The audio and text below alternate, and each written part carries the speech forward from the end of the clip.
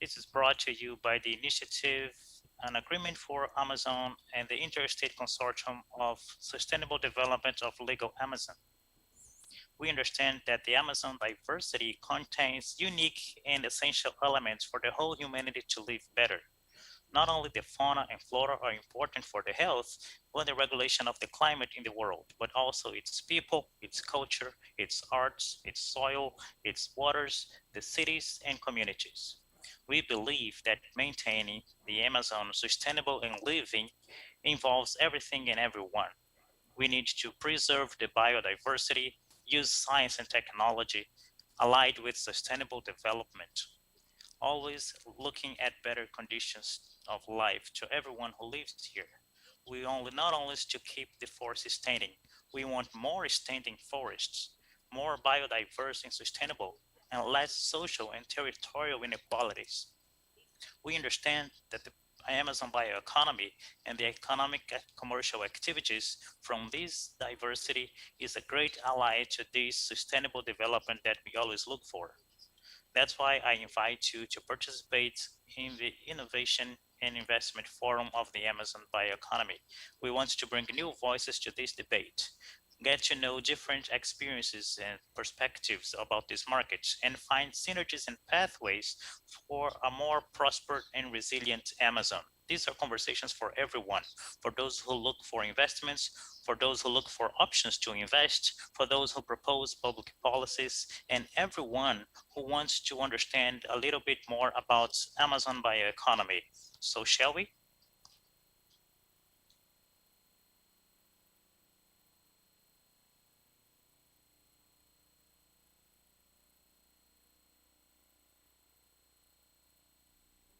And investments in Amazonia and bioeconomy. This is a very interesting panel, is where we're going to try to bring different voices, different experiences, not exactly in Amazonia specifically, but also in other continents.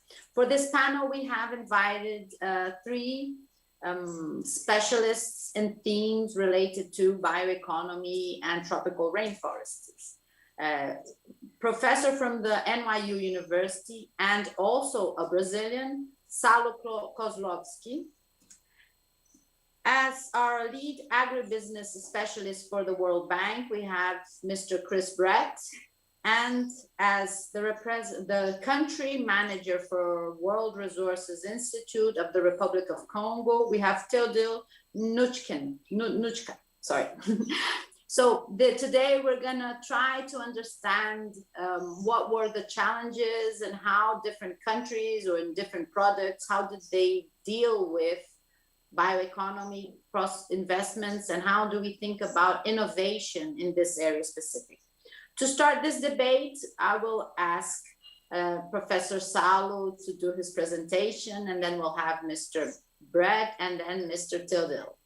Thank you, and just remember, we are in English, we're in Portuguese, we're in Spanish, and Brazilian Sign Languages. Thank you, and please follow us at the YouTube, use the chats, and Salo, welcome. Thank you, Tatiana, obrigado. It's a privilege to be here at the forum and my fellow panelists. So just to get us started, I thought the idea of investment is the idea that it's going to generate enough returns. It's going to, if you invest, you hope that you can pay your interest and you can even pay back the full investment. So this is not about charity. It's about generating more than we started with. Of course, it can be the return, the proceeds don't have to be monetary. It doesn't have to be money. Maybe you just want to preserve what's beautiful and what's enjoyable and what's the right thing to do. But if you also get money, even better, because then you can keep on investing. So I've been talking to different people in the Brazilian Amazon, and I talked to both producers and investors. And the producers complain to me that we don't have enough investors. There's not enough money to help us scale our businesses. And when I talk to the investors, they make the opposite complaint. They say, well, there's not enough good business for us to invest in. We really have to search far and wide to find viable business opportunities. So to me, what suggests not that one is right, that the one is wrong, but that there's a mismatch. Somehow, the investors and the entrepreneurs are not meeting each other under the right terms and the right conditions. We are not here. This is important because we're not talking about scarcity of resources, not scarcity of capital, but more like a mismatch between investors and the supply and demand for capital. So my initial hypothesis here is that there's plenty of investment opportunities in bioeconomy in the Amazon. They just have not been fully realized yet. There is something that's holding them back. So to test this, like where are the good opportunities? I've collected some data and analyzed the data, and I want to show you a few of the slides that a few of the numbers that I got. So what did I do? All countries in the world, pretty much all countries in the world, they have agreed to use a standardized catalog of products for foreign trade. So people know how much tariff to charge each other. So everything that everybody exports and imports has a code, and it goes into a database. I collected all this data. In Brazil, the Brazilian government does it state by state. So I managed to get the Amazon as separate from the rest of Brazil and just look, what is the Amazon trading with the rest of the world? And what is everybody else trading with everybody else? When you look into what are the main export products of the Amazon today, you get the usual suspects. You get top soy, iron ore. And then the list of other mining. O plano B pode ser profissionais de saúde, né? Profissionais de saúde que tiveram na linha de frente. You get other agribusiness like corn and cotton. You get other minerals with copper and aluminum and so on. But these are the usual, when people talk about the Amazonian economy, export economy, these 10 products tend to be what people think about. But what I did is that look beyond this list. What else is there? And I found there's, in the past 3 years, businesses in the Amazon have been able to export around 1,000 different products out of this list that has 5,000 products in it. So there is a much larger portfolio of products that Amazonian companies already know how to produce competitively to find buyers in the global market. Then I put this list through a fine comb and identified 64 products that we call compatible with the forest or forest-friendly products. And here we're talking about fish, we're talking about agroforestry, we talk about the extractive non-timber forest products, and we're talking about a few types of fruits and vegetables. And this is the list. At the top of the list, we get pepper, black pepper, in Portuguese, pimenta do reino, almost $100 million, a little more than $100 million per year. Gente, desculpa, mas eu vou precisar sair mesmo aqui. Fish comes second, aqui. $30 million. Valeu. Nós falamos, vamos You falar. have Valeu, palm gente. oil, you have Brazil nuts with shelled and in-shell, fish for aquariums. There's a list of products that, but the big one is pepper. And altogether, they generate $300 million a year. When you're talking in Brazilian terms or in global terms, $300 million does not seem like a lot of money. But if you think about its indigenous people, small communities, small farmers, $300 million, 5 reais to the dollar, it's quite a lot of money on one hand. On the other hand, and what I did is, what's the global market for these products? So the same 65 that Amazon already produces, we're not talking about inventing new things, introducing things that don't exist yet, things that already we have some capacity on the ground. The global market for these products is $176 billion a year. So that's this blue bar on the right. The Amazon produces a little less than $300 million. You can barely see. It's a tiny little blue line here. You need a magnifying glass to find. The bottom line of this research, the punchline, is that the Amazon has a market share of 0.17% in the products that it already does, not even counting new things, just the things that it already competing in, the races in which it's in, it has a market share of 0.17%, which is, so you have, Amazon has 30% of the global tropical forests, less than 0.2% of the market share. So this is the bottom, kind of the punchline of this research that I've been doing. And then the natural next question is why? Why these opportunities, all these resources that we have available, these natural resources that we have available have not become viable investments in a business sense? When I ask people this question, they tend to give me 3 main answers. First, people, and they're all true. I'm not gonna say they're not true. The people tell me it's very expensive to produce in the Brazilian Amazon. Everything is very far away from things, the distances are enormous. The infrastructure is insufficient, plenty of structural problems with health, with education, with electricity, with access to the internet. It's very expensive, first. Second, importing countries, when you try to export natural products or products from the bioeconomy to the European Union, to the US, they make excessive and expensive demands. You have to meet all kinds of very complicated environmental standards and labor standards and good manufacturing practices and how pure your product is and food safety requirements. It's just incredibly difficult to meet European standards. They are kind of not really aware of what it takes to produce stuff in the Amazon. And third, people tell me, well, Brazilian government doesn't help. It imposes all kinds of crazy requirements in terms of licensing. It's slow, it doesn't invest, it's not really providing necessary help. So that's why the Amazon is so far behind in these markets. That's the stories that I hear. And now I want to show my slide again.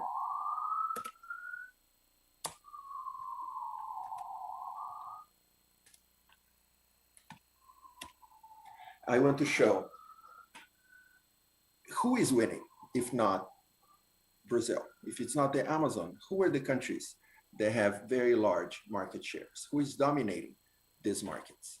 And then we get a list of countries that doesn't seem that impressive. I mean, I don't want to offend anyone, but we're not talking here about competing with very advanced industrial economies. We're not competing with Silicon Valley, with Germany, with Japan.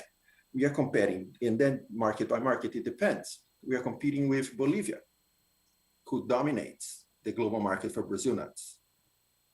We're competing with Ecuador, that dominates the global market for heart of palms, palmito. We are competing with Ivory Coast, which dominates the market for cocoa. Now, even talk about chocolate. If you want to go into the chocolate market, you're going to compete with Germany and Belgium. I'm just talking about the cocoa seeds to produce, eventually you're going to produce chocolate. If you're going to compete in the biggest market, if you're going to talk about the biggest market that Brazil has now, which is pepper, you're competing against Vietnam. So these countries, for by and large, they have a smaller GDP per capita than the state of Maranhão. Maranhão is the poorest state in GDP per capita in the Brazilian Amazon. And when you're talking about Bolivia, Ecuador, Vietnam, Uganda, Ivory Coast, their GDP is lower than the poorest state in the Brazilian Amazon. So to me, what does this suggest? It suggests that structural problems, like the ones that people in the Brazilian Amazon face every day, can be overcome, even if they are not fully resolved. I bet that if you go to Bolivia, if you go to Ecuador, if you go to Uganda, Ivory Coast, they have plenty of structural problems. But somehow, those producers found ways of overcoming those problems, even though the problems are most likely still there.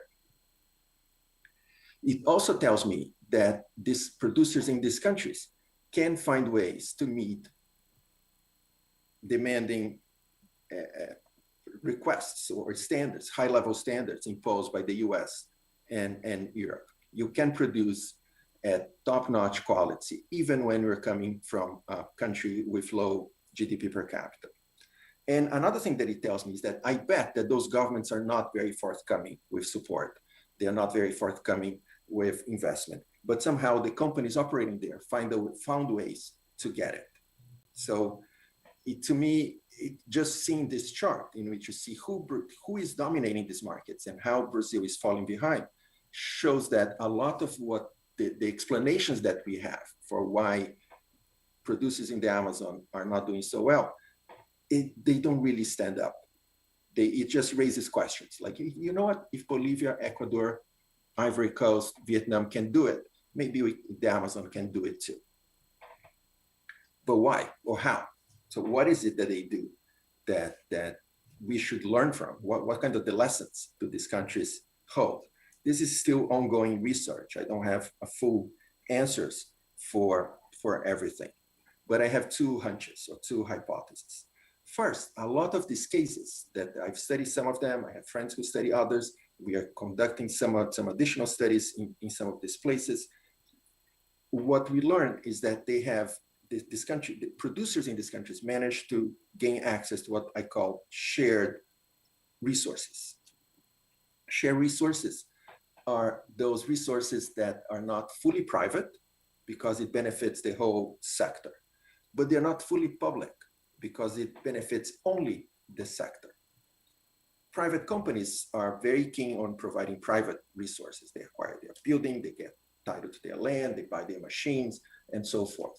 The government is some governments, so we hope governments will be keen on providing public resources that benefits as many people as possible, because that's how you please your constituents, by benefiting a lot of people at once. And then that's how they are willing to provide deregulation, tax breaks, roads, access to the internet, electricity, and so forth. But for these businesses to succeed, they need something that's in between. It's not public, it's not private. It's a shared resources that benefits just the sector. And here I'm talking, a lot of what I'm talking about is knowledge about the products.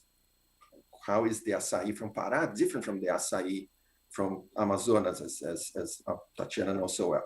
How is acai that's wild different from acai that comes from a plantation? This kind of knowledge needs to be developed. It's not something that is given.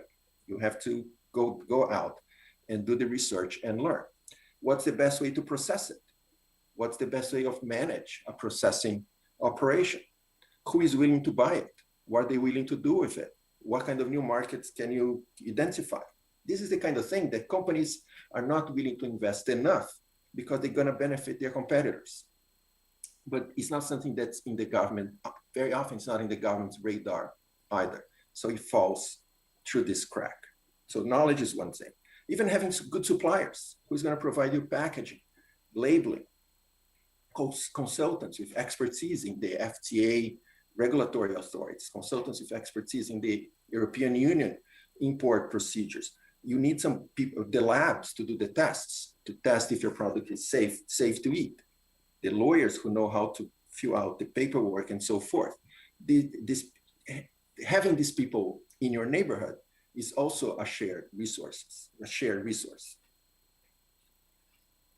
A lot of what we see in these countries that do well is that these resources are provided by the companies themselves when they organize in what we call in Portuguese, arranjo pré-competitivo, or in English, I don't even know what to call it, maybe a collaborative space. Companies make an agreement. Like, we know what, we are still competitors. We are not colluding. We are not going to manipulate the market, but we're going to not compete over basic research. Let's all pitch in, put a little money into this, and invest into this research that we all need. These arrangements, these collaborative spaces, these arranjos pré-competitivos, are difficult to produce because they are competitors. Firms don't want to cooperate with their competitors. In some cases, not even legal for firms to cooperate with their competitors. So this is not easy to do. But that's what we see in a lot of these cases. That's how the Brazil nut producers in Bolivia managed to do so well. And I suspect that many of these people in this map, that's how they manage to do so well. So that's something that I'm looking forward to investigate more. And there are plenty of cases in Brazil too. That's how coffee producers who do specialty coffee in the Southeast, Bahia, Minas Gerais, São Paulo do. That's how they manage to create a specialty coffee industry. That's people who do fruits in the Northeast, in Petrolina, Juazeiro, Rio Grande do Norte. That's how they organize themselves. These competitors deciding to join forces to increase the competitiveness of their whole sector, even as they continue to compete. So that's something I'm looking forward to learning more. And the point here is not that these lessons can be then cut and paste applied in the Amazon, but they do a few important things. They show that the problem can be solved. The problem is not as much absolute lack of financial resources or investment, but lack of ability to procure it properly and to absorb it properly. The shortage, it's not as much, not only in money, but also in organization.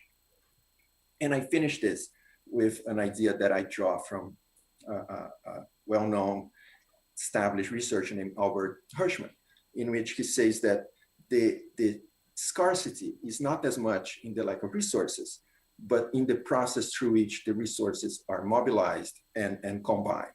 And that's I think these are the lessons that we need to learn. And these are the sources of inspiration we need to draw from to help propel the bioeconomy in the Amazon to the heights that it deserves to be. Thank you. Thank you, Salo. Very interesting work.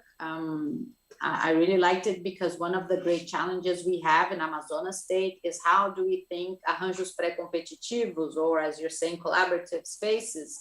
And surely these aspects that fall into the crack, you know, and we're talking a lot about asymmetry of informations and how much we need specific labs for specific value chains. So it's very interesting to get to know how these other countries and how manage to be competitive, even in conditions maybe as or even worse than Brazilian conditions. So I think that's going to be very, very important, these results for us when we start thinking about public policies. So thank you very much.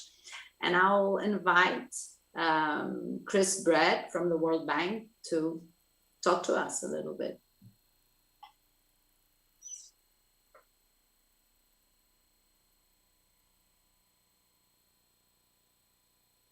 Thank you very much, Tatiana. Can you hear me all right and see the presentation? Yes, I can see it, but you need to put it like the full screen Okay, mode. that's what I just wanted to set up. Let me make sure it's okay. How's that? Perfect, thank you. Right, well, thank you very much. And to Salo, I mean, that was a really, really thought-provoking and very, very interesting conversation. You and I need to have a sideline discussion about a lot of these different products, because I'm also doing a lot of work in those spaces as well globally. So thank you very much to Tatiana for the opportunity to come here and talk today. My conversation really is to look really bigger at the actual food system, and a lot of the issues that the World Bank Group is doing is really looking at how do we try and fix and transform this system. A lot of the production systems that have evolved over the years or over the decades have really been a race to really have a huge impact on the environment. We've created a lot of efficiency, but I think the question is at what expense? So I just wanted to show to people here connected, the World Bank Group.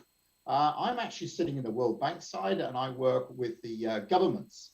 So my clients are really supporting the governments, and we have a lot of investments with what we call the IBRD. This is the International Bank for Reconstruction and Development.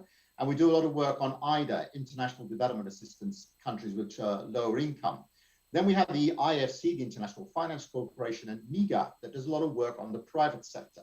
So the purpose of this slide really is to try and bring to the group so that you can see that we're working across the public and the private sector, bringing investment. Just before I get into the sort of substance that I want to talk about, just to sort of say that the portfolio that I manage, with the agriculture and food global practice at the moment with governments is around about $20 billion. And we lend between $3 to $4 billion per year to governments. But there's also other funding resources through the IFC. There's other funding resources through various trust funds and programs and projects that we manage through technical assistance and so on. So I think it's important that we bring this package. Now, why it sounds a lot, I really want to explain this presentation that is still very, very small money in transforming systems. We've done a lot of work at the bank, reporting to our shareholders, our stakeholders, governments, and all of these key areas that where we look at is the healthy economy, the healthy people, the healthy planet. All these points are incredibly applicable to the work we're looking at in the Amazonas. We've got to get a system that fits the economic output, that it's healthy and safe for people, and very importantly, it supports the planet. It rebuilds back a better environmental system. I'm not going to go through all the details on this, but you can see that as far as we're concerned, we're significantly off track of this three-pronged approach. There's increasing hunger. The whole issues around COVID have really shown us where there's a tremendous amount of fragility around the world. And just sort of to give the focus, the bank now is really looking at how we work very strongly in Africa. So 50% of our investments are going to go towards the African context. And importantly, we do a lot of work in what we call FCVs, the fragile conflict violent states, where we're mandated now to look to lend about 25% of our portfolio. So you can see that I can turn around to you and say, with a lot of pride, actually, we're first movers. We go to areas and we work with governments which are really struggling, and we really are trying to push and promote good practices, trying to work and so on. So we learn a lot across the world and we transfer those learnings. Now, what I started by saying was that we actually see the food system as broken. We see the global food system as not fit for purpose. This slide is really trying to show that, currently there's hidden losses of $12 trillion in the current food system. All of these losses, we've got to think about how do we structure the nexus of food to health, food to environment, the economic impacts and so on. So when we drill down in this slide, this is connecting very closely now to all the climate change debate, all of the debates on soil degradation, all the issues around about natural capital costs. And this is something we're going to drill down a little bit in this presentation. I want people to get this sense of really how we have a huge effort to shift the system. And when we look at these losses of, say, 12 billion, these hidden 12 trillion, when we're talking about investing in 20 billion, you could see the gap is huge. And as we go forward, as I say, in the COVID-19 experiences that we've all had, and my deepest sympathy goes across the world to all of those who've been directly impacted. None of us have not felt COVID. And as I'm talking into Brazil, I really feel for Brazil as a country. So I want to acknowledge that there's been a tremendous amount of issues here of where we're looking at the measures that have contributed to COVID. We look at this whole issues around the environmental issues, this animal to human disease transmission. This is coming out as learnings across multiple diseases and pandemics. We're talking about Ebola, we're talking about avian flu, many, many issues apart from COVID. We also talk about how malnutrition, poor food systems really has weakened the immune systems of people and makes them even more prone to disease. And this links to obesity. And it also shows how a lot of the food chains have got disrupted by COVID, particularly all the fruits and vegetables. Those of global value chain connections really did get broken down. And this has led to a lot of governments looking at how do we build back better? How do we more localize? How do we look at our domestic markets? How do we look at our domestic production? So a lot of issues around here and how we build nutrition into our food system. You know, going forward here, kind of challenges that remain. And it's worrying the bank a lot. And of course, globally, we discuss this in conferences like this. We forward a lot of thoughts about how do we go forward where we're going to be looking for 50%, 56% more food from 2050, where we have to look at doing this on the same amount of land. We can't just keep deforesting. We can't keep restructuring. We can't keep changing our environment. So productivity, competitiveness, reducing food loss and waste, all of these things become really important. You know, we also have to really head on, and this is being talked about now, thankfully, you know, with the strong debates on the climate change debate. We are focusing on the Food System Summit that's coming along in November this year. We're also very active at the COP26, which is looking at very, very strongly how we're going to restructure and how we're going to change our approaches to agriculture. But we've really got to look at how do we lift the extreme poor out of these systems that they really are stuck in. We do a lot of work with the World Food Programme. And I think one of the Director General of the WFP, the World Food Programme, he said to me one day, and it really struck me, he said, our clients remain the same. You know, that doesn't really bode well when you think of our clients remain the same. It's not as though people go in and out of poverty. We've got a huge amount of people stuck in poverty. And we've also got to look at, you know, how technology and systems can bring around these changes. So we are looking at sort of 10 areas of critical transformation that links to the healthy economy, healthy planet, and healthy people. This work has been done what we call FOLUR, F-O-L-U, which is about food loss and land use systems. We've been doing very, very active on working with governments on how we restructure and change the policy debates around these areas, and also trying to engage strongly with the private sector.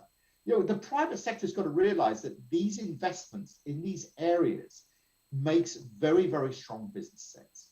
It means that we can build a transformation within the private sector investments and engagement, which adds to good business and changes and brings economic and investment activities. And these are the kind of areas that we've got to be looking at very, very strongly as we approach the, you know, more and more investment and development in the Amazonas. So these are areas that I work on a day-by-day basis, you know, looking at diversification of protein supply, reducing food loss and waste, the actual supply chain linkages, the integration, and so on. So these are our focus. We want to share the way we operate, you know, globally with our governments, with the private sector, and so on.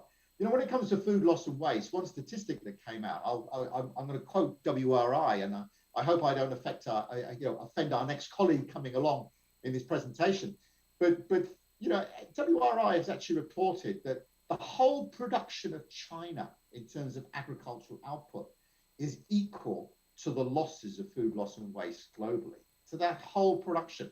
So it's not just about increasing production. We've got to really focus on looking after what we actually produce.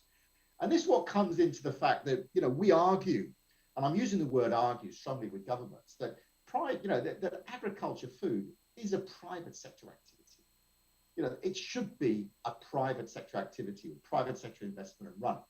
But governments get very, very focused. And there's a lot of misplaced subsidies within this space that can crowd out the private sector, not crowd them in. So this slide really talks very, very strongly that at the moment, our economics show that governments are putting $500 billion, $500 billion into the agriculture and food space. The questions that we should have as global citizens is, where is that money going? Is it adding value or is it taking value? Is it really short-termism in terms of making sure that we got food on our plate, but is that food coming at a huge environmental cost? These are the issues that we really need to look at globally. Then looking at this, you know, when we drill down, and I'll be honest with you, some of these numbers, you know, you can contest and so on, but we're putting them out there. We think they're very robust.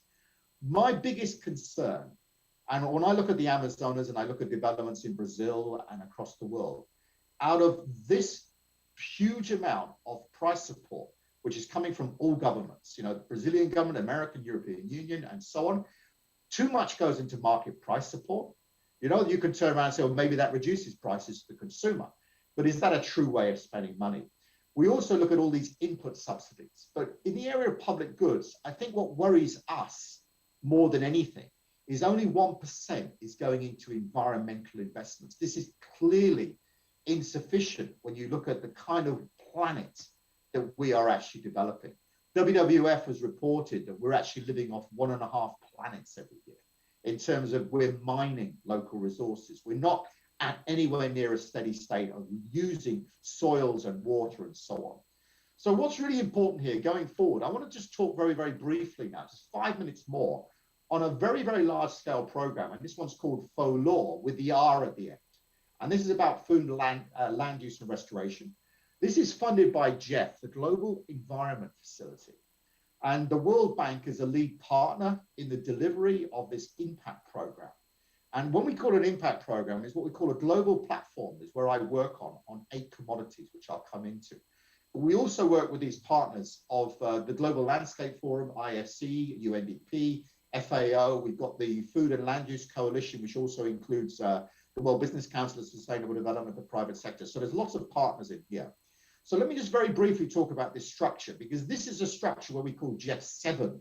And we're also now starting a GEF 8 impact program to expand and build on this work.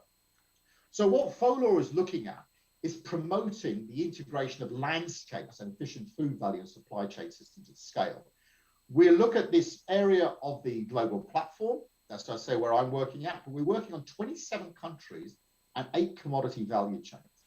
These are really important to understand on how we're going to bring forward learnings across these different value chains. You know, cocoa will be there, coffee is there, and so on. So let me look at this. So we are trying to put numbers on externalities. We're trying to look at environmental services payment and so on. So let's develop some key messages around how we're trying to build this deforestation-free supply chains. I'm sorry this is a very, very busy slide, but what I'm trying to show here is how we're working with our partners across coffee, cocoa, corn, livestock, obviously beef is the big one here, palm, rice, soy, and wheat. And you can see in the context of Brazil, which I'll come to, we're looking at beef and soybean in particular, and the World Bank is managing the programs with Brazil, and we're also touching our work here with UNEP as well. So I think what's really important here is to look at how we're rolling out the lessons learned across these different products and different supply chains. I want people here connected to really think strongly. Who is a farmer of the future? You know, what is an agricultural business of the future? Now, I'm going to argue, you know, through the work we're trying to develop on FOLUR, we're trying to really build deforestation-free supply chains. We're really trying to look at reforestation. We're trying to look at agroforestry systems. We're trying to look at soil carbon, water management. Now, all of these things have to translate into incentivized actions on the ground. I mean, if I'm a farmer, I'm not going to change my practice because people tell me it's a good thing. I want to have an economic incentive. I want to be able to say, right, I'm investing in this area, I'm getting a return. We are going to see farmers of the future, and it's happening in the US, it's happening in Europe, getting 2 streams of income. One stream will be from their production, absolute no-brainer. They will be supplying a product into the market and they will get revenue from that market. The other thing they will be rewarded on, incentivized, will be their environmental stewardship. We now have technology systems to look at agroforestry systems. You know, how are we building landscape models? How are we creating landscape investments? A lot of learnings we're getting from the cocoa landscape. Salo talked about Cote d'Ivoire. We work with Cote d'Ivoire, Ghana on agroforestry systems, incentivizing smallholders on a payment for results system. That if you intercrop, you plant cocoa within agroforestry systems, we're going to reward you for the carbon sequestration you're creating around those farms, those landscapes. We call it a payment for results model. We're looking at that. We're trying to sort of build above ground carbon, agroforestry, then below ground carbon. And we're working on the methodologies now on how we can incentivize, you know, composting, soil organic matter management, all these kind of knowledge that we could bring to the Amazonas to try and bring forward how we can build a much more robust business model. You know, we talk about the product as the business model, but if we could layer another 20% income, possibly, to farmers for their environmental management going forward, that will build sustainability into the production system. And I stress this, I'm actually going to be, I always say this, is that every time I'm in meetings about commodities, you know, we talk a lot about niche and certified and high quality and different and so on. Now, if everything is niche, it's not niche. You know, we've got to really build how we develop a system which has got sustainability built in and is not reliant on certification systems. Certification systems seem to, in my opinion, I'm going to say this, you know, peak out when about 20% level of production comes. We worked hard on cocoa, really promoting sustainable cocoa, certification of cocoa with the private sector. The private sector invested heavily in these models. But then they start realizing it gets harder to sell into the market certified products if they're higher cost. You know, the consumer can tell you one thing, but they'll walk into a supermarket and buy what their purse can afford, their payment can afford, but they always look for a deal. So there is a lot of questions really on how the consumer interacts with sustainability and systems. You know, how do you tag a brand of sustainability? How could Amazonas come out with sustainable products which were branded like pepper that was talked about? I thought that was fascinating. Black pepper is a huge and growing market. Very, very good income to smallholders. And you mentioned Vietnam. We see a lot of that in Vietnam. So there's a lot of potential there. So I'm just going to finish by saying we're currently developing a soy project. I know it's not Amazonas, it's in the Cerrado. This project is under the FOLUR. There's going to be a huge amount of investment within the soy system in terms of deforestation, the way the systems are being developed, about bringing degraded land back into production. We will also be looking at the beef in Cerrado. You know, how do we develop a lot more intensification of the beef and the soybean nexus? You know, how can we bring grasslands back into very, very good sustainable land management practices? So this is one of the child projects, as we call it. So there's 27 child projects that's been allocated to Jeff, and we have the global platform. Just to sort of say what the level of ambition of Jeff is, the program is about $300 million in total. Not a huge amount of money when you look at what all the outputs have to be over a 6-year, 7-year program.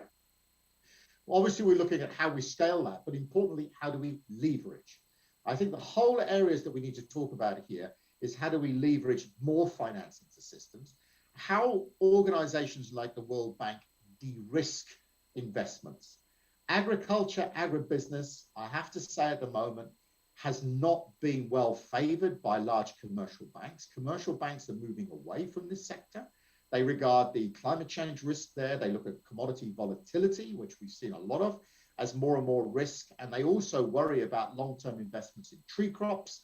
Obviously, the returns are very low. There's a lot of financing that has to be structured at the beginning. So we have to come up with innovative de-risking or deferred payments so that we can get people on the path of sustainable investments. I'm going to stop there, and I look forward to any questions. So thank you very much, and back to you, Tatiana. Thank you.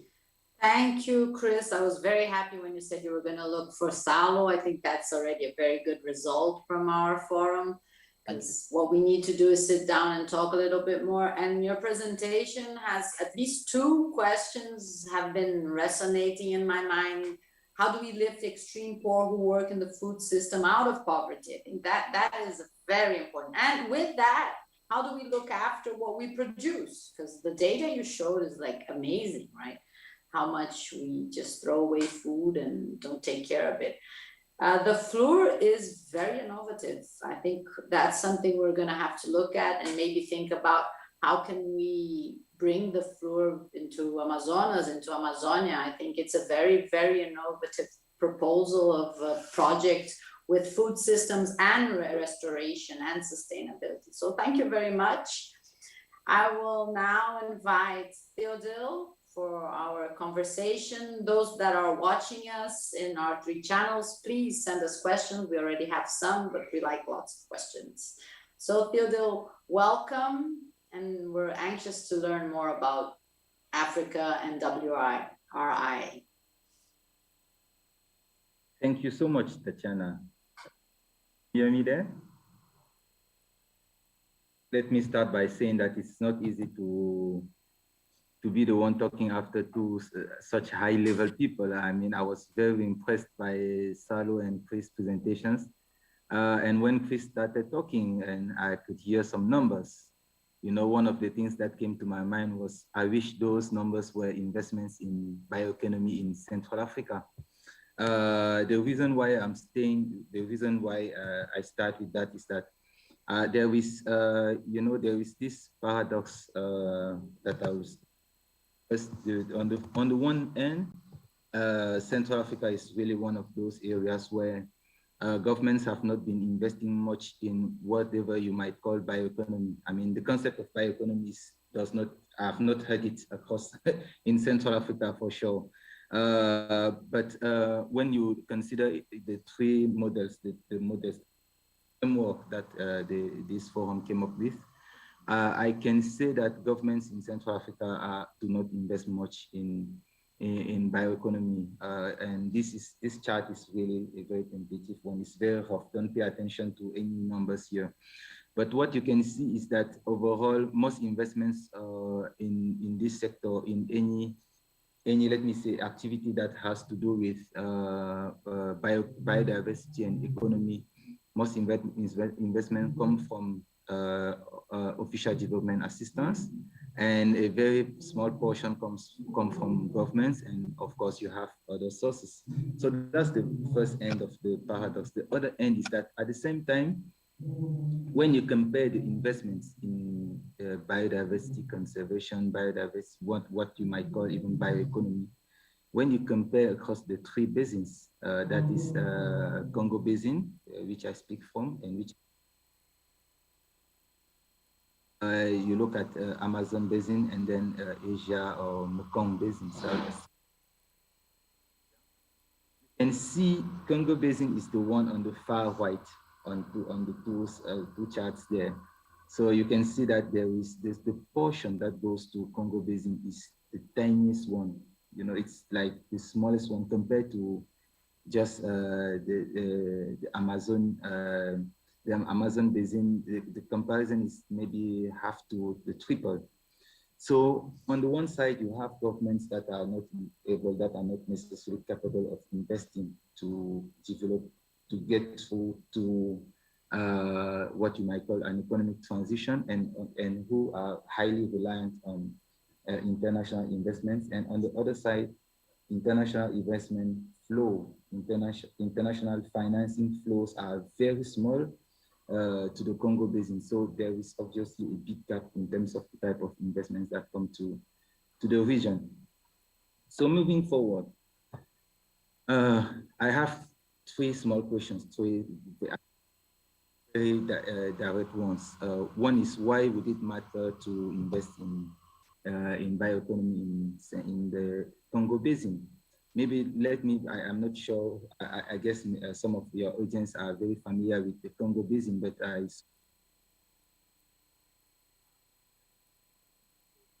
Congo Basin is much more than the countries that have highlighted on this map. There are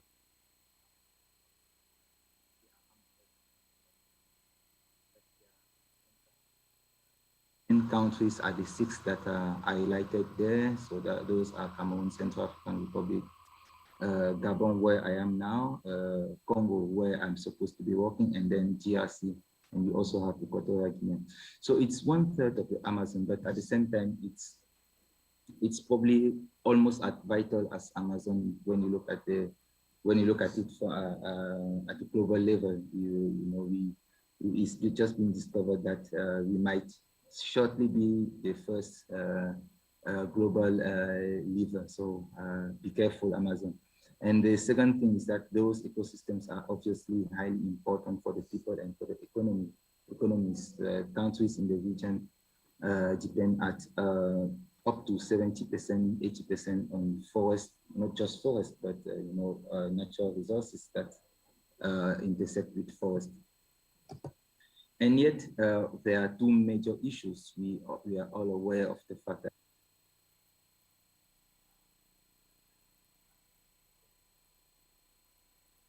mostly not as vulnerable as the Amazon, but we are experiencing high level of deforestation already in the region.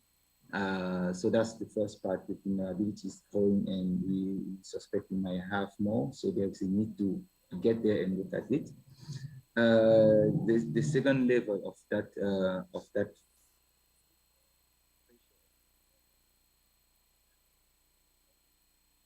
I said ecosystem is under pressure, but of course the rates of deforestation are very far from what you have. Yet, vulnerability to climate change is much higher in the region than in any other places, or almost any other places around the world. So there is a need to look at that. And so that's the first part of the issue.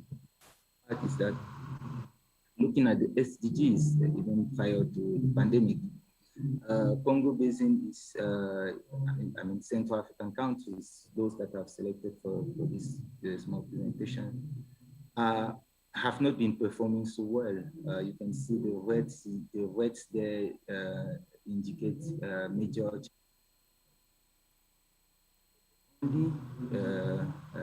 Silver lining is that climate action is taking off in the region. But you can see that on the front of economic performance, we have major challenges. And why is this important? It's important to mention this because all governments in the region are now interested in achieving economic development, and there's been an upsurge for valuing natural resources, for optimizing natural resources in order to achieve economic development. So there are legitimate needs on the one side, and there is the environment there, and governments are, I would say, this is probably the right time to indeed start thinking about an economic transition. I say that, but what I'm showing here is not too different from what we had 20 years ago when we started having investments in this sector. So I would say that there have probably been two phases. This is a very rough categorization, but 2 rough phases of investments on nature in Congo Basin. The first is the early which was what I might call a reactive. Countries in the region were more were more importing models that were proposed by the outside. We are not out of there yet, but it was mostly that, and the investments in nature was driven by instruments like Red Plus. I'm sure I know Brazil is one of the leading countries on Red Plus, EITI, FLECTI. So most investments were made through those instruments and not necessarily owned by governments. And it's important to look at that to look at that because it had impacts on some of the funds, on some of the facilities that were put in place. Here, I just want to mention one of the examples, which is the Congo Basin Forest Fund, which was established in 2008 and which ran until 2018, well, officially, but in reality, it ran until 2012, 2013. One reason why this facility did not work much, I mean, when we assessed all the investments made by this facility, something that was noticed was that it did not achieve any of its initial outcomes. Reasons had to do mostly with governance, but reasons also had to do with ownership. So it was really felt by governments and stakeholders in the region as an externally driven process. And governments were, and we also, when I talk about governance issues, I talk about, we faced all the governance issues that we all experienced in this region. We felt it in that, through that forest fund. I must say that the Congo Basin Fund was supported by Norway, which is a big investor in nature in the Amazon and also some other donors.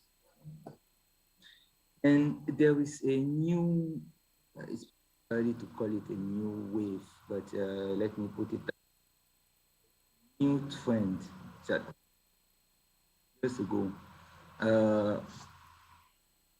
and it's characterized by two main features. The first feature is that countries have now started embodying the need to invest on nature to transform their economies. They have now started doing that through their laws.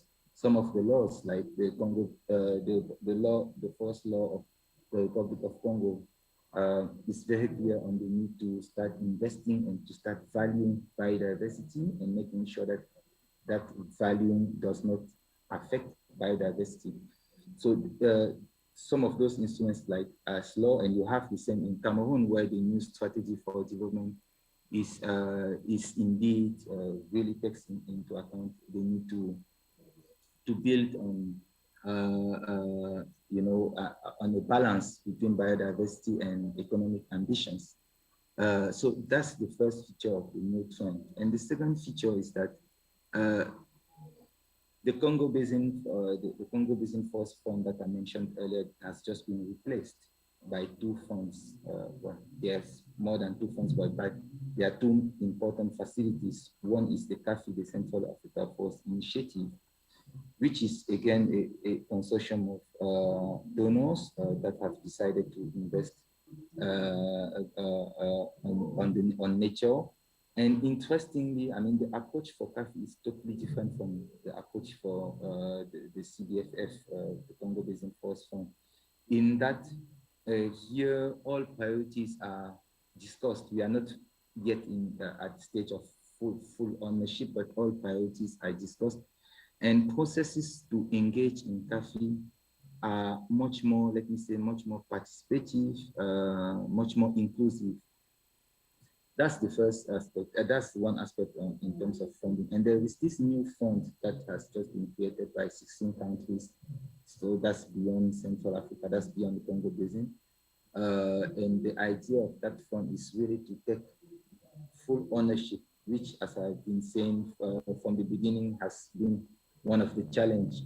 So it's really to take full ownership of investments on nature and really to reach a level at which there is this balance, this long-sought balance between biodiversity and economic ambitions. So what I would like to learn, before going to what we might want to learn from this, one thing that could be said on previous investments done a couple of years ago, 2 years ago, is that there's often be a disconnect between investments from the outside and most investments from the outside from ODA have consisted, have paid attention to site conservation, to achieving policy regulations, but not necessarily to support investors on the ground. So when I was listening to Salo, I was thinking, okay, well, we are far from this in Central Africa, because most of the investments on bioeconomy, on any model of bioeconomy, if we were to use that concept, have targeted, let me say, the less visible, or have been on conservation and not necessarily aligning conservation and economic goals. And that creates, again, the feeling of having a context where donors are imposing, which is not what we are looking for, which is obviously not what we might be trying to achieve. I guess, and this is my, taking from what I've just presented, there are 4 innovations that we are seeing in the region, 4 areas of innovations.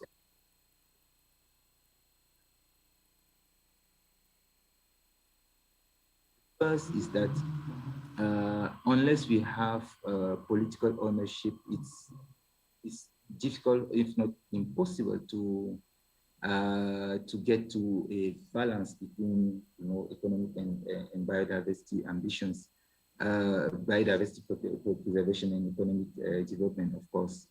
Unless we get to a real political ownership, we are still at the very early stages.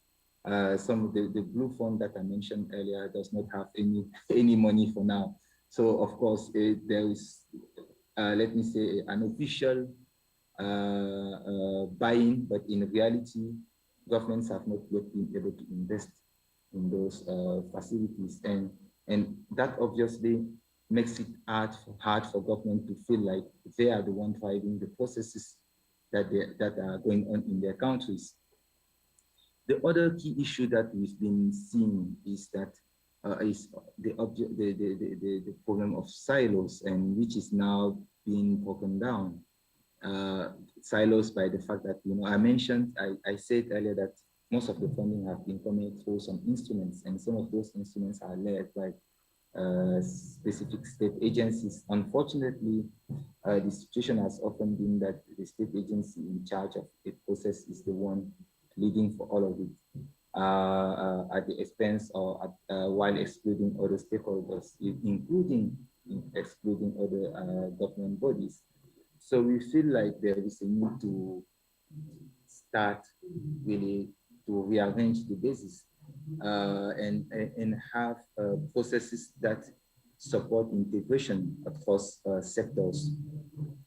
The third element that's worth mentioning is that governments have often indeed behaved like they are the only ones able to raise money, able to raise investment, able to call for investments on bioeconomy.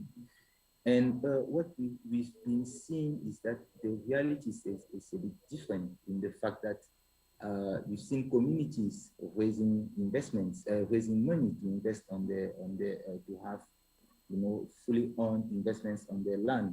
We've seen local NGOs supporting bioeconomy investments. So what I would like to say here is that unless there is this, this coherence of this consistency of efforts, and unless all stakeholders are put in contributing in designing what we are investing for, and in raising indeed money to invest, there is the sense that we will not be able to achieve any of, on the one side, the economic ambitions and biodiversity preservation ambitions.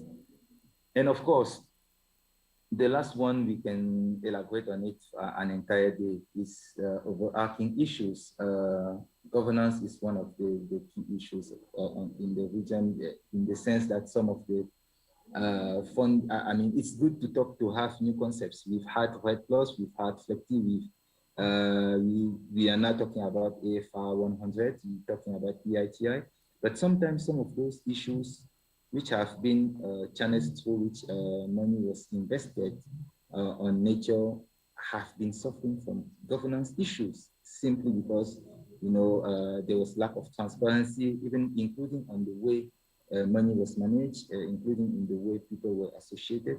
So that was one of the issues, but some other issues that might feel like exchange like conflicts might significantly affect our efforts. In Cameroon until 2017, we did not know that a civil war could affect all efforts towards designing, let me call it for my bioeconomy model. So what I would like to say here is that,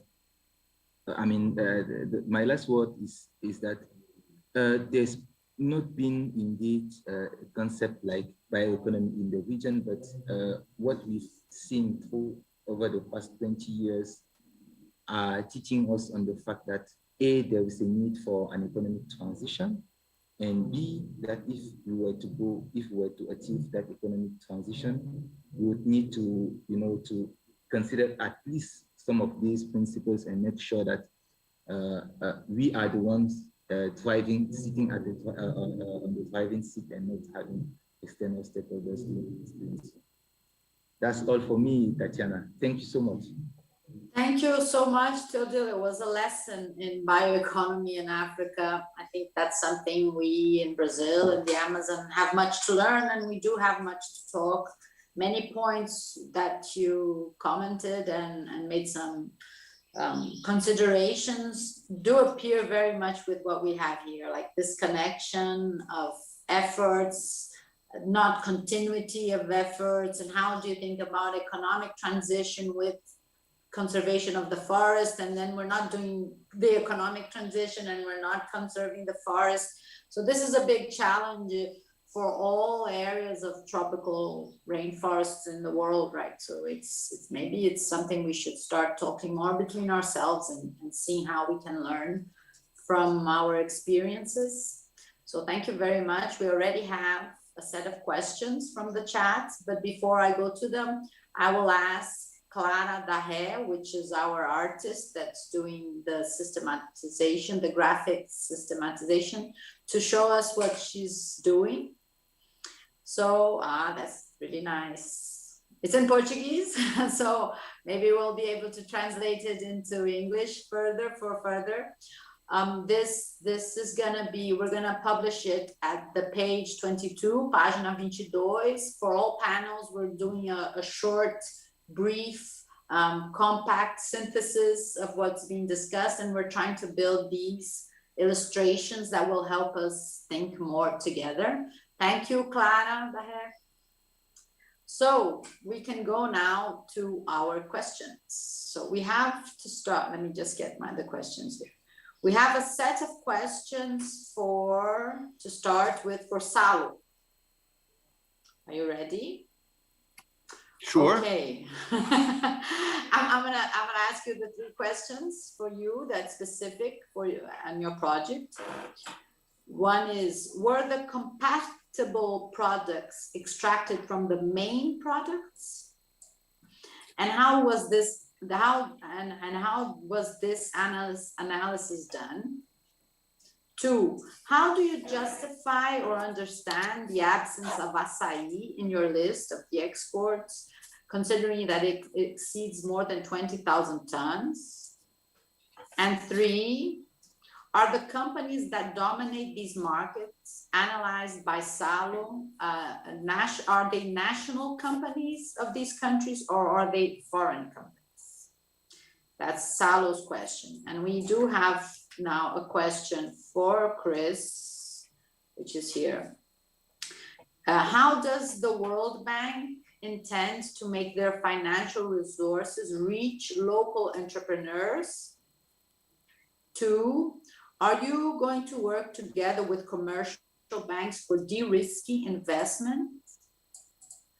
3, is anything planned for Brazil? And 4, at this program for FOLUR is going to happen in the Cerrado, but do you have plans to expanding it to the Amazon? For Teodyl, quick questions. Do you have examples of how to build trust among different investors to come up with innovative finance mechanisms? 2, is there any governance recommendation you can draw from your experience? And 3, what are the main challenges to scale up small local business in Africa according to your experience? What kind of investments and public policies are needed? And I have a question, Teodyl, is how can we build a trustful market structure in areas where we have a lot of violence and illegalities, and how do we deal with this political instability? I think Congo has an experience in that, and how to think about public policies where we can try to at the same time diminish violence, gender violence, and all sorts of things. So lots of questions. So we can start. So Salo. Sure. Well, thank you, Tatiana, and thank you to the people who sent those questions. So a lot of the details, anybody who really is interested in how I did this and what I did and what I didn't do, a lot of the caveats, of the exceptions, of the explanations are on the paper itself, which is in Portuguese, and it's available online on the website of the Projeto Amazônia 2030. So you go to the amazonia2030.org.br and you search around, you're going to find the paper. A lot of these questions are answered there, but I'm going to also answer them here. This list of products is an agreement between all countries for tariff purposes. So they agree, there's an infinite number of products in the world, but countries decided to come up with a list that's unified, that all countries agree to, that has 5,000 products. We are very lucky that they decided to add a code, for instance, for shelled Brazil nuts. There's a code there for unshelled Brazil nuts with the dark, hard skin. Sadly, there is no code for acai. So that's a problem. Brazil only created its own. Brazil has an even larger catalog, 10,000 products that Brazil agreed with Mercosur partners. And there's a way that those codes, the 10,000 codes from Brazil translate into 5,000 codes. So I'm getting really into the weeds here. But the bottom line is that acai only got a code recently. That's it. So it makes it very hard to see where it's hidden in our exports. And that's one problem. Second problem is that some of the acai exported as pulpa. Some of the acai is exported as juice. Some of the acai is exported as dried powder, and they end up in different codes. So it's spread out. It doesn't have its own code. It's mixed in with the codes of other exotic products that don't have their own code as well. So acai is a tough one to really get a good picture. That said, I've recently had a chance to talk to the CEO of Sambazon. Sambazon is the largest acai brand and producer, one of the largest in Brazil, I imagine, maybe the largest, and the largest here in the US. And I also talked to somebody who is in charge of it's a small company, but happens to be the largest in France. Acai market in the US, according to this person, wholesale market. So the way that if you're a retailer in the US, you want to buy acai, it moves around $200 million a year. I just did the math briefly, seeing how much it costs acai wholesale here, acai wholesale in Brazil, and I think there's a markup of 5 times. So Americans buy roughly $40 million worth of acai in Brazil, and the US is the largest market by far.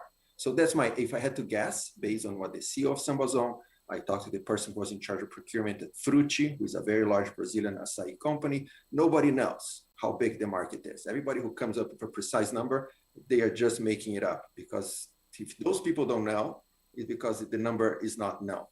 But bringing it all together, my guess is that we're talking about maybe $40 million, $50 million export market in acai, which places it very high on the list of existing products, but is not even as high as black pepper.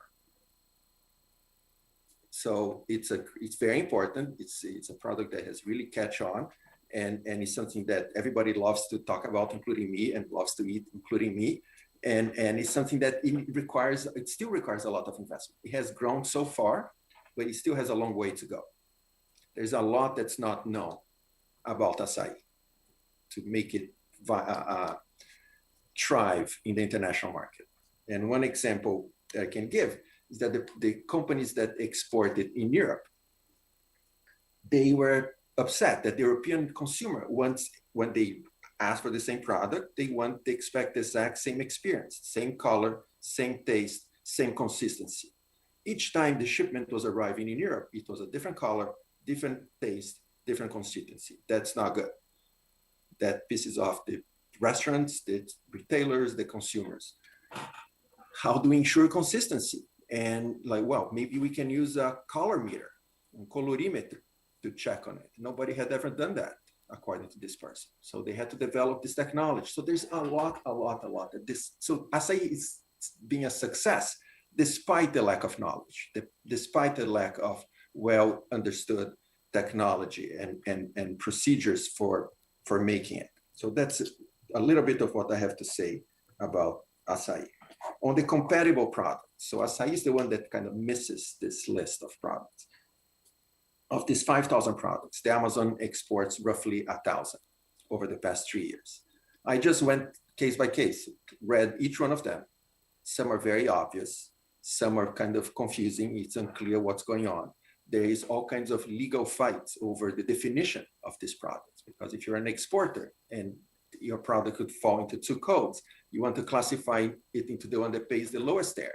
So you have to appeal to this government agency. There's a whole set of jurisprudence behind the scenes and a whole set of gaming behind the scenes. So people misclassifying their products and so forth. So none of this is the gospel. But my best guess was that I found 65 products that were non-timber and that can be produced in a way that's friendlier towards the forest. Doesn't mean that it will be.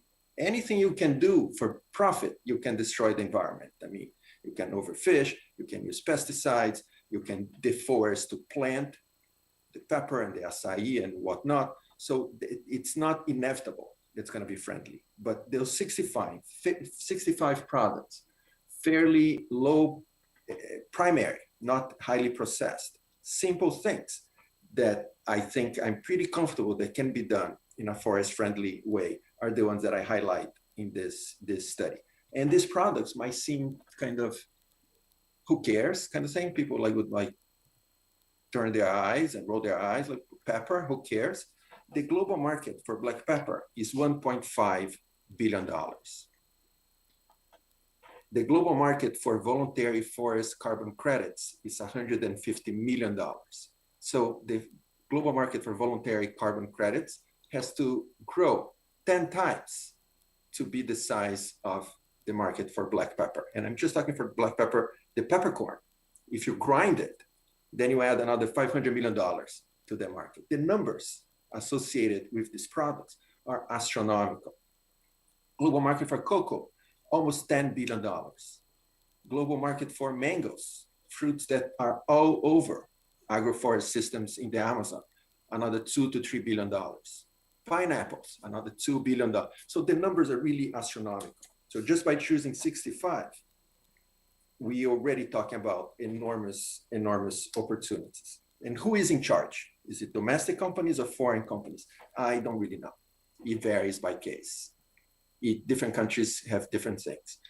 When I was in Bolivia visiting their Brazil nut cluster in Riberalta, if I remember correctly, they're all domestically, nationally owned companies owned by Bolivian entrepreneurs. Some of them might have secured foreign investors. I mean, I didn't check their books and their bylaws to see who put the money to make this company viable. But the people running the companies, the people employed by the companies, the people apparently making decisions on behalf of those companies were Bolivian citizens of all kinds of different types and persuasions. People native from the Bolivian Amazon, people who came from the Andes, people who had European descent, some business were worker-owned co-ops, some business were part of diversified business groups, some were small, medium, large, all kinds of types. And I don't think this question is that important, because in the modern economy, you get a lot of them attracting foreign investment and convincing people that you are a good target, that they should invest in you. I don't see that as a bad thing as long as it's done properly. But in the other cases, I don't know who is running the cocoa in Ivory Coast, who is running pineapples in Costa Rica. It's something that I want to find out. But I'm happy to talk more. I'm happy to talk for a long time. And you are welcome to send me an email and be in touch. Thank you, Salo. Now I'll pass to Chris. Brett. Yeah, thank you, Tatiana. I'll be brief. I can see that our time is running off. So firstly, thank you for these great questions. And it's been a real pleasure to listen to my colleagues on this panel. So just to sort of come in here, how does the World Bank really reach local entrepreneurs? Well, we have an expression called agripreneurs. So what we look at is when we do investments with governments, I do stress this has got to be with the government, we always allocate funding for innovation challenge funds. And those are funds where entrepreneurs can apply for grant-based funding. And that's going to be based on a very, very robust, innovation business plan of what that technology will fit. And I'll give you a very, very brief example. We helped to fund what we call Hello Tractor in Nigeria and Ghana. Hello Tractor is the Uberization of the tractor kit. Smallholders really struggle on how do they get tractors and equipment to work on their small plots. So the World Bank funded, and it's about youth engagement, we fund a lot of youth to have tractor kits, a small tractor with a plow, with a cart, with various cultivators and equipment.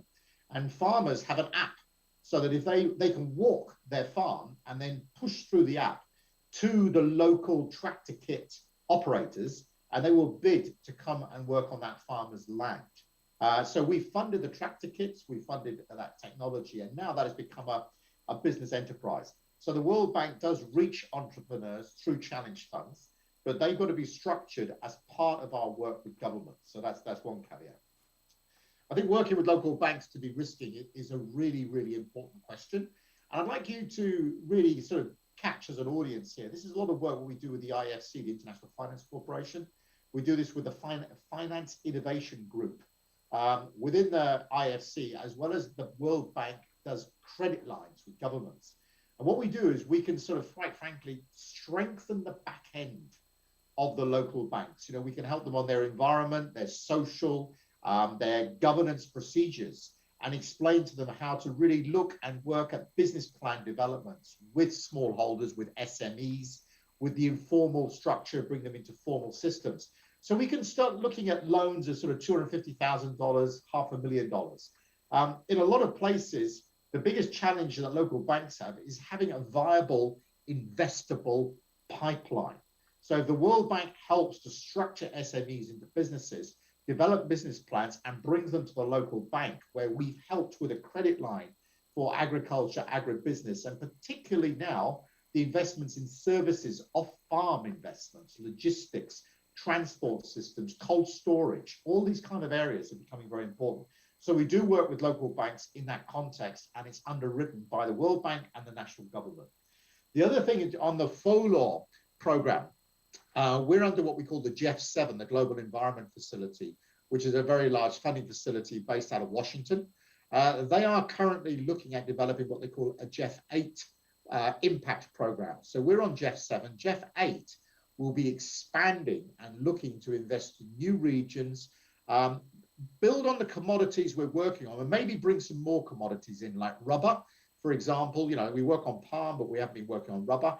So there's quite a lot of crops that we look at from their environmental footprint. I'm stressing the word environment. We're looking at, with Jeff, it's environment. It's not environment and social, it's environment. Currently, we're working, as I said, in the Cerrado, but we'll be looking to transfer those learnings, across the country as we can get more funding. But also working with governments, we have to say to the government, the government has to ask us what they want. It's not us to impose upon the government. Under zonas, if the government there, or the state government, provincial government, wants to start negotiating with the World Bank on some sort of system of finance, loan system, how we can give assistance as part of those loan packages, well, let's talk. you know? And I think with the work that Salo is doing is really saying that these are the business opportunities. You know, that kind of work is very important. And Tatiana, as you're aware, we're working on this economic memorandum. The whole purpose of that is to show the government and the private sector where are the opportunities, where are the constraints, where the policy dialogue has to come. Because my parting words are, the World Bank does a little work on policy reform, repurposing this money, you know, get this money to go into productive assets and investments for the future. I'll stop there. Thank you very much, Tatiana. Thank you very much, Chris. Yes, the Amazonian Economic Memorandum is going to be a very, very interesting work from the World Bank. We're all waiting for it to be launched. Now, Teodyl. Thank you so much, Tatiana. I'll start with your question by saying that I probably may not be able to have a response to how to build trust in conflict areas. I think Congo Basin has witnessed some level of stability for the past 20 years, and now we are countries like Cameroon and then CAR started experiencing instability for the past 6-7 years, and I guess we're still in the learning process. I believe that there is much to learn from countries like Liberia, unfortunate example, but they are, I think we need to start learning about models of using environmental friendly investments as a tool for peacemaking. I think those are some of the options that are being tried in some areas of Cameroon, but really at small scale.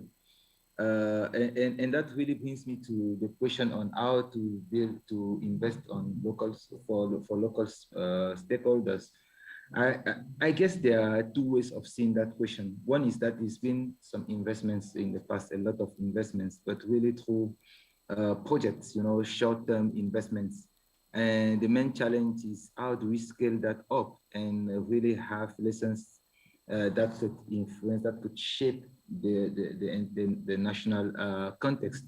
That's one way of seeing it. The other way is that truth is that when you look at the amounts of money that go to that which to communities, you know, and I really want to call them as the actual local stakeholders here, it remains just a tiny portion of what is invested on nature. And I think I would believe that it should be one option for the future, really supporting, I like when Chris mentions SMEs, but really having, let me say, community-led SMEs and making investments for those, because it's probably there that having them as game changers, you know, not just as victims or not just as beneficiaries, but as actors of development. And I would say achieving that would require, of course, a systematic change in the way we consider development, in the way we design our development pathways. And that brings me again to the question of governance, making sure that money reaches to communities is also about making sure that governance arrangements in place allow for proper devolution of power. We don't necessarily have that, and I would say, in my view, if I know one of our audience has asked the question about key lessons. I think on top of the lessons that I've shared earlier, I would say, in my view, the most important is really to achieve a proper level of devolution, not just decentralization, but devolution, and having citizens getting more voice in all decision-making processes. I think I'll probably stop there to leave you some time to conclude. Thank you, Tatiana, and thanks to everyone. Thank you, Salo, Chris, and Teodyl. This was a very interesting panel. Thank you for helping us make it possible. So we will end the panel now because we have reached our time. There are some other questions, but we'll be forwarding them for you guys. And this material will be all available through the page 22, página 22 YouTube screen, YouTube, and also through other sites. We will send them to you. And those who are watching us, the next panel, panel 6, is going to be on Brazil nuts. So if you still want to keep up with the discussion, please join us and keep up with the program of the forum, which will go until the 25th of this month. Thank you and have a good day for all of us.